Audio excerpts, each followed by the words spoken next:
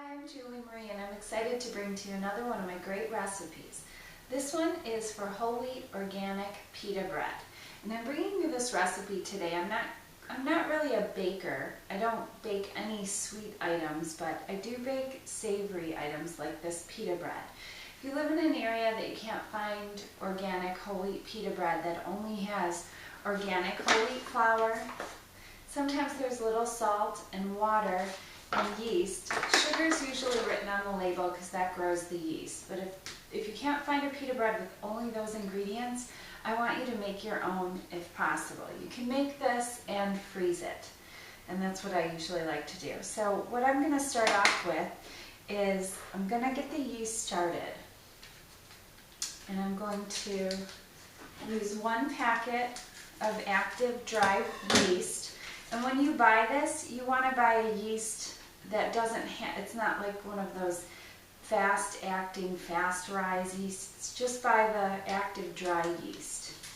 Put that into a bowl, and you're going to add warm tap water.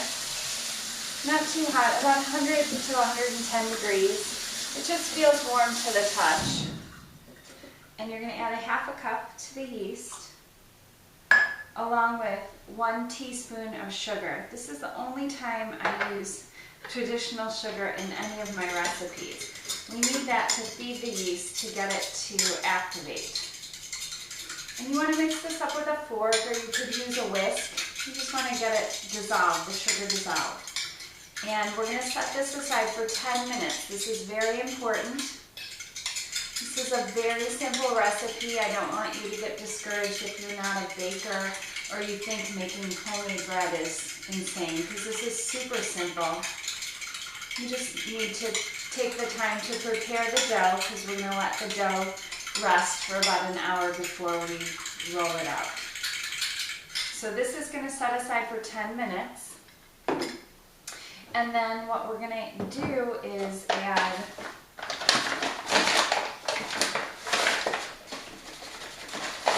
three cups of organic whole wheat flour, 2 mixing bowl.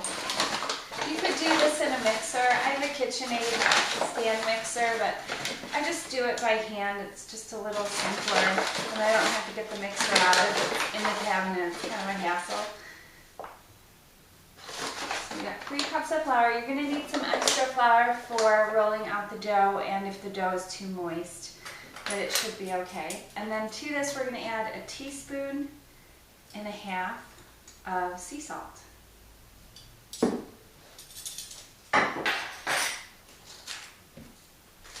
going to preheat my oven to 500 degrees. And I want to move the rack to the lowest rack in the oven. So I moved my other 2 racks to the top so that they're out of the way. You could even take them out of your oven if they're in your way. And I'm putting a baking sheet on the very bottom rack.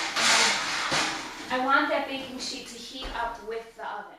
Okay, it's been 10 minutes, and you can see the yeast kind of fluffs up. It almost looks like it's whipped a little bit. And what I'm going to do is add 1 cup of water to this. I'm actually going to use my filtered water.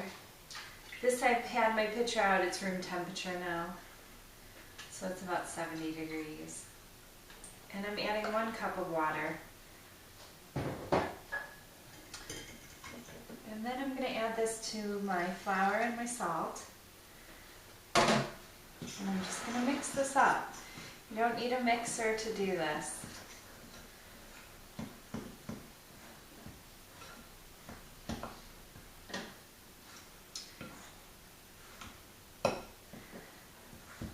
After you see how simple this is, you're definitely going to make this pita bread all the time. And now that that's incorporated a bit, I'm going to take off my rings, make sure your hands are clean, and just start mushing it together.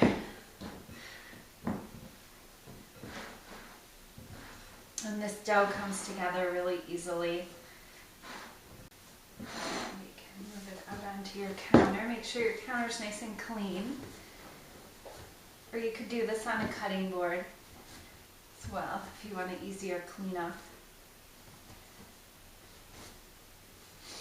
You just want to knead this up until it's all incorporated together. Okay, this looks really good. Now what we're going to do with this dough is I'm going to put it back in the bowl and I'm going to cover it with a towel. And I'm going to let this rest for an hour. And I have a batch of dough here ready that I prepared earlier. And I'm just going to flour my countertop a little bit, or you could use a big cutting board. And it kind of gets puffy. And it's just going to, from sitting, puffs up a little bit. I'm going to knead it back down again. And the dough at first seems kind of moist, but after it sits for the hour, it gets to the perfect consistency. And what I'm going to do is I'm going to take a knife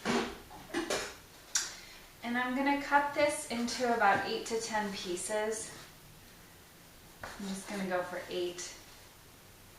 Make some nice pitas. I'm going to use this pita bread tonight to make pita pizza, which is a great, easy, quick, simple recipe. I like to make up a double batch of this pita bread, as I made two batches of it, and freeze some of the pitas for later use. That makes for a really quick dinner of pita pizzas. So you're going to flour up your counter a little bit more in a rolling pin. If you don't have a rolling pin, you could get like a wooden dowel from your hardware store if you want to go super cheap on it. Anything would work. You could even roll these pitas out by hand, with just your hands. You don't have to have a rolling pin. A little more flour on here.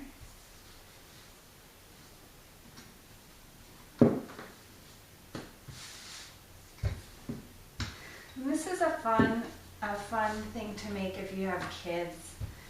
They like to help you roll this out for sure. And they'll help you with the timing in the oven, because you don't want to burn these. So we have one here. Doesn't have to be a perfect circle.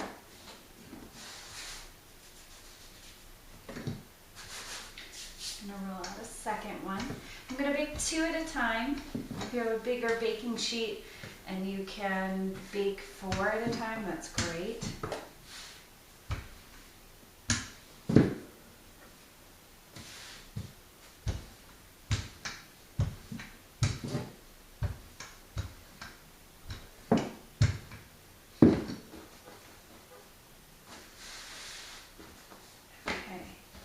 Now my baking sheet has been heating up with the oven. The oven's now at 500 degrees. So I'm just going to pull it out so you can see how I place this on here. You want to be careful placing it on here, because once you put it down, you can't really move it. It sticks until it's been baked. Put it back down on the bottom rack. And this is pretty critical. I'm going to set a timer for 4 minutes. This is where your kids are really helpful if you have them around, or a husband or a boyfriend or a friend. Set this timer for 4 minutes. And then after 4 minutes, you want to flip them over for 2 more minutes on the other side. And they'll be completely baked, and then I'm going to put them on a cooling rack. So while those are baking, it's kind of a perfect time for them to bake, because it takes about that amount of time to roll 2 more out. So it's a little bit like an assembly. And this is where it gets fun. There's no real wasted time here. You're baking, you're rolling.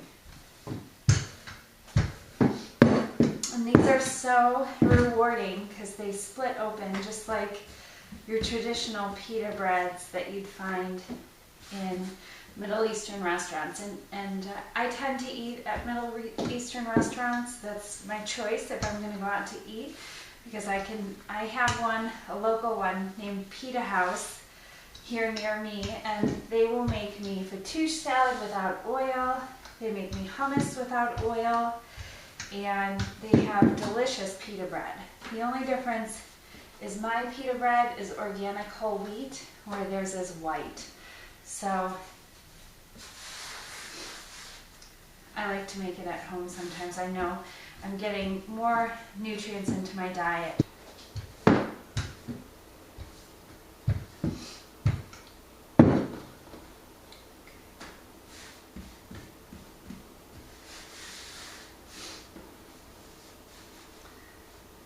I also want to talk to you about the difference between whole wheat flour and white flour.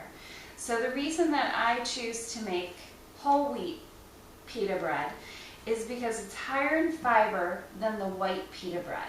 And that's what we want to go for. Fiber is so good for us, and that's going to help lower our cholesterol.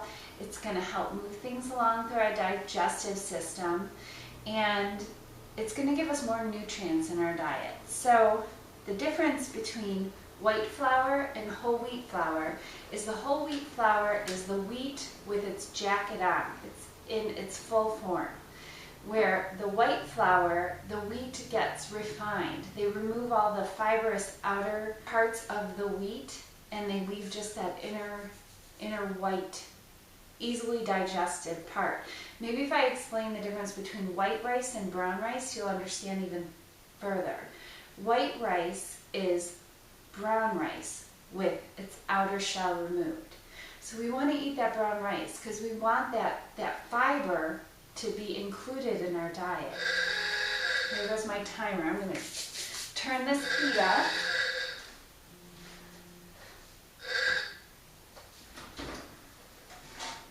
And as you can see, it puffs up beautifully. That's going to give you that separation in the middle so that it's going to have a nice pocket, which is great if you're making like cucumber tahini salad to put inside there. It's delicious.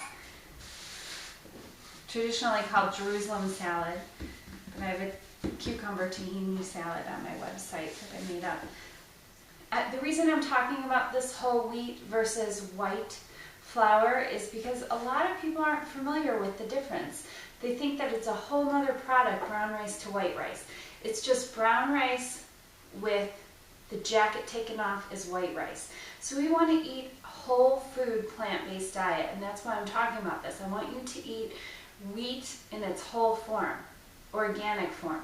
I want you to eat brown rice in its full form, not white rice, not processed rice. Now, if you're not accustomed to eating brown rice or whole wheat pasta or whole wheat breads, I want you to keep trying it. Just keep trying it, and you'll get accustomed to it. You'll get used to it, and it'll become the norm. And it will actually be more satisfying. It fills you up faster, and you'll begin to enjoy it, I promise. Just stick to it. It's so worth it. It's going to help lower your cholesterol much better than if you're eating the white processed flours or white rice. And those are going to leave you hungry. There's not as much nutrients in them. There's not as much protein, not as much fiber. Fiber is key in making us feel full. So we want to eat those whole foods. By whole foods, I mean brown rice, whole grain flours, whole grain wheat pastas. Okay.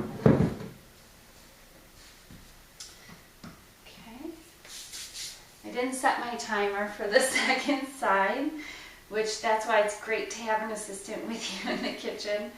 They remind you. So I'm going to put it for another minute.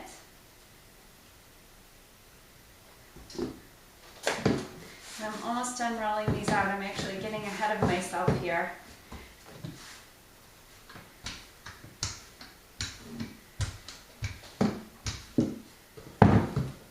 Let me know if there's anything that you'd like me to make into a plant-based recipe right into plantpurity.com. I've got a lot of great recipes on there already, but I'm always looking for new ideas. I usually ask Jerry, my fiance, for ideas, and he's great. He comes up with great challenges for me. One of his favorites is the pita pizza that I'm going to make out of these pita breads. And he's been so patiently waiting for them while I make this fresh pita bread for you. There goes my timer.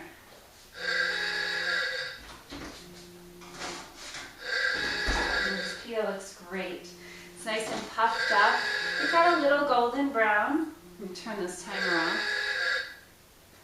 And I'm just going to put it on this cooling rack. And I'm going to get my next pitas on the pan here. I'm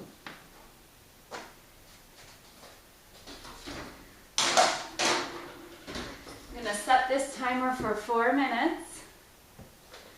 Okay. And now I'm going to move this over because I really want to show you how these open up. You're going to take a nice sharp knife and you're going to cut these in half if you're using them to sandwich something. See how beautiful that opens up? It's super satisfying. It's like, look at what I made. I was so amazed when I first made these because I'm not a baker. I'm not into measuring things to exact or being scientific with my cooking. I like to add a little bit of this, a little of that.